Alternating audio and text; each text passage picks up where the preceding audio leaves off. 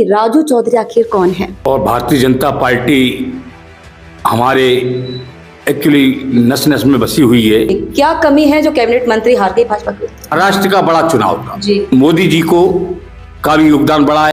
नमस्कार, मैं निहारिका सिंह नागर और एक बार फिर स्वागत करती हूं आपका एक्यूरेट न्यूज 13 पर। आज हमारे बीच मौजूद हैं वरिष्ठ भाजपा नेता राजू चौधरी जी। तो आइए इनसे जानते हैं इनकी जर्नी, इनका सफर। तो सबसे पहला आपका बहुत बहुत स्वागत है एक्यूरेट न्यूज 13 पर सर। निहारिका जी, पहले तो आपको बहुत बहुत धन्यवाद जो आपके चैनल के माध्यम से आप मुझे बोलने का मौका दे रही हो, इसके लिए भी दो बार धन्यवाद दे रहा हूं मैं आप। जी, मेरा सबसे पहले सवाल तो आपसे यही है कि राजू चौधरी आखिर कौन है।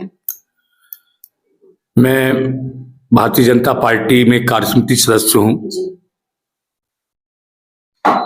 और भारतीय जनता पार्टी हमारे एक्चुअली नस नस में बसी हुई है। इसलिए आज आपके चैनल के माध्यम से कुछ बोलना चाह रहा हूं। आपको क्या पूछना है पूछें आप। सबसे पहले मेरा सवाल तो यही है, जो महाराष्ट्र के जो चुनाव में जो जीत भाजपा को मिली है उसके बारे में आप कुछ बताइए। निश्चित तौर पे बहुत अच्छी बात पूछी निहारिका जी आपने।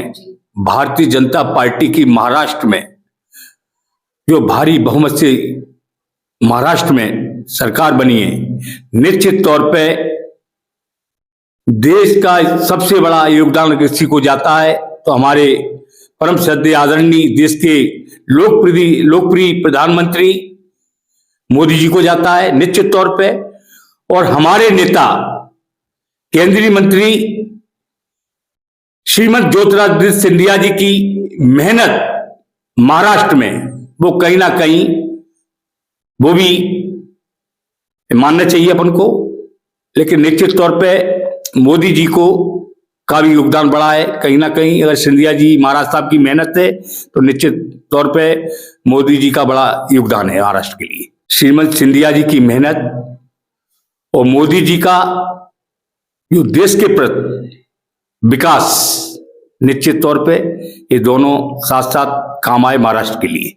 जी, कि मध्य प्रदेश में जो भाजपा की सरकार होते हुए कैबिनेट मंत्री का हारना, इस बारे में क्या बोलना चाहेंगे? क्या कमी है जो कैबिनेट मंत्री हार गई भाजपा की? एक्चुअली विजयपुर की बात करते हो राम निवास रावत जी की, यहाँ भारतीय जनता पार्टी नहीं हारी मध्य प्रदेश में जी।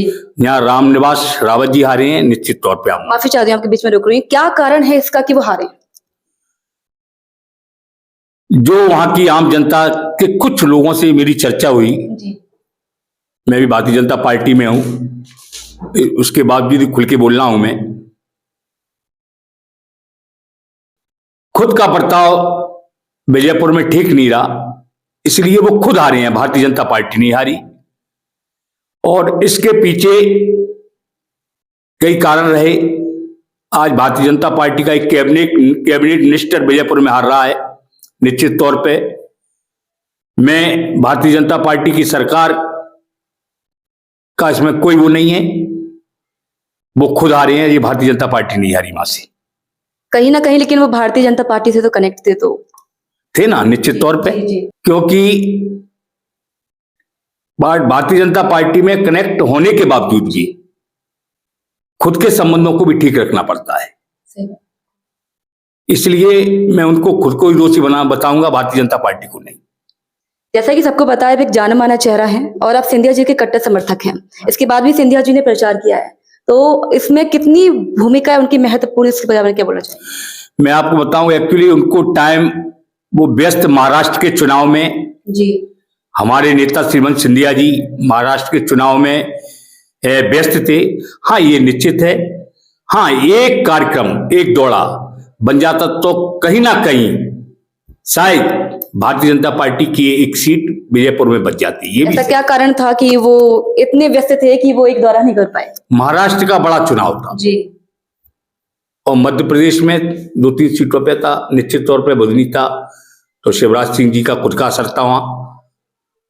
और ग्वालियर चंबल संभाग वाली बात थी, उनको टाइम ना मिलने का कारण ये रहा कि महाराष्ट्र में बहुत बड़ा चुनाव हो गया वो ग्वालियर संभाग में एक जगह हो रहा था, इसलिए टाइम नहीं मिल पाया। लेकिन निश्चित तौर पे ये आप निहारिका जी बिल्कुल सही कह रही हो, श्रीमती सिंधिया जी निश्चित तौर पे, क्योंकि इस ग्वालियर चंबल संभाग में, इस मध्य प्रदेश में जनता जनार्दन श्रीमती सिंधिया जी को बहुत स्नेह करती है, क्योंकि उन्हें तो करती है, क्योंकि विकास को भी करती है। और सिंधिया जी निश्चित तौर पे एक बार आ जाते तो निश्चित तौर पर शायद हो सकता था कि रामनिवास रावत की सीट विजयपुर बच जाती, क्योंकि जनता जनार्दन चाह रही थी एक बार आए। लेकिन इसमें श्रीमंत महाराज साहब दोषी नहीं है, क्योंकि महाराष्ट्र का बड़ा चुनाव था, वहां पूरा टाइम देना था। आदरणीय मोदी जी ने पूरा केंद्र बिंदु महाराष्ट्र के ऊपर बना दिया था, इसलिए महाराज साहब ने महाराष्ट्र में मेहनत ज्यादा की, इसलिए थोड़ा सा समय के कारण ना आ पाए, या माने, और कोई कारण नहीं है। मेरा आपसे एक पर्सनल सवाल है, ये है जैसे कि आप ग्वालियर का जाना माना चेहरा हैं, तो आप ग्वालियर की जनता को क्या संदेश देना चाहेंगे? ग्वालियर चंबल संभाग में, ग्वालियर में निश्चित तौर पे, क्योंकि यहाँ की जो जनता जनार्दन है उनके चरणों में नमन करते हुए हम और सब बड़े भाग्यशाली है कि एक केंद्रीय मंत्री श्रीमती ज्योतिरादित्य सिंधिया जी जैसा लीडर इस संभाग को विकास का मसीहा मिला है।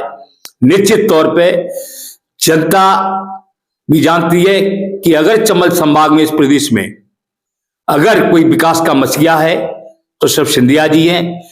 तो जनता को यही है, उस परिवार को ताकत मिलती रहे, सिंधिया परिवार को ताकत मिलती रहेगी। निश्चित तौर पे इस चंबल संभाग में विकास की गंगा बहती रहेगी, ये आप मान लें, बिल्कुल तय है।